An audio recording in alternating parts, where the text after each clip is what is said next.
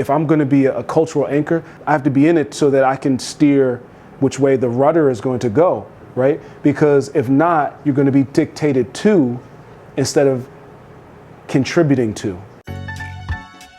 My name is Campbell. I call myself the Envisionary for Bragman's Deli, which we bought a couple years ago, which is an original Jewish deli that started in 1937. I was one of the co-creators of Burger Wallah, which is now called The Wallah, and where we are today, which is The Yard. Born and raised dude, kid from Newark, that was blessed to have a really good education and some good folks around me. Got a chance to, expand my palate a little bit, no pun intended, with respect to food. I grew up around food.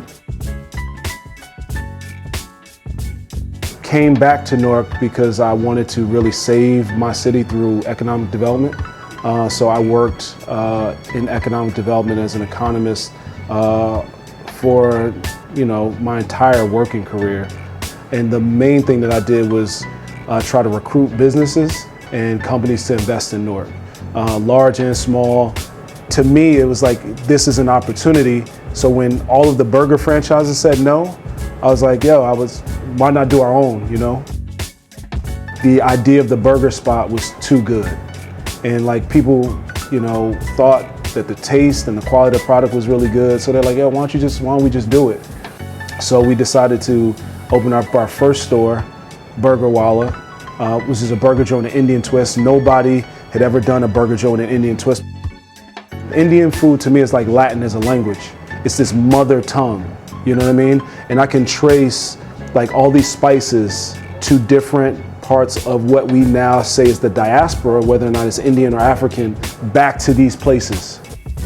I think with diversity, it enriches your life. Like if I had to eat salt, pepper, sometimes I want garlic, sometimes I want turmeric, sometimes I want cumin, sometimes I want coriander, sometimes I want ginger. There's a value in that diversity. It combats stagnation. The brand ethos is you never know where somebody's dollar has come from, right? You don't know if it's their last dollar or their first dollar. You don't know what somebody's going through, right? And in our community, where you talk about how black or brown people have to work longer and harder to earn that same dollar, or women earn, 70-something% for the same opportunity. You have to respect this dollar and how that dollar was made and earned, right?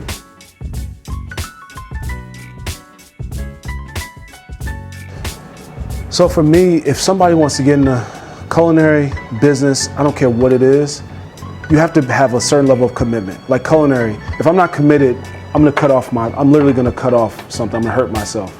Or I'm gonna get somebody sick, or I'm gonna make a terrible meal, right? Being respectful of the craft. To me, it is religious to eat.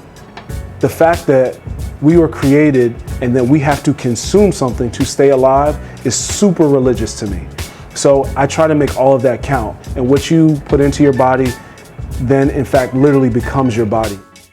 So you respect it, and once you respect something, I'm going to learn about it, I'm going to do the research, and then lastly, I'm going to commit myself to it. If you're going to produce something for consumption, be respectful of the people you're giving it to, because you don't know how or what they had to do to earn the right to purchase your product.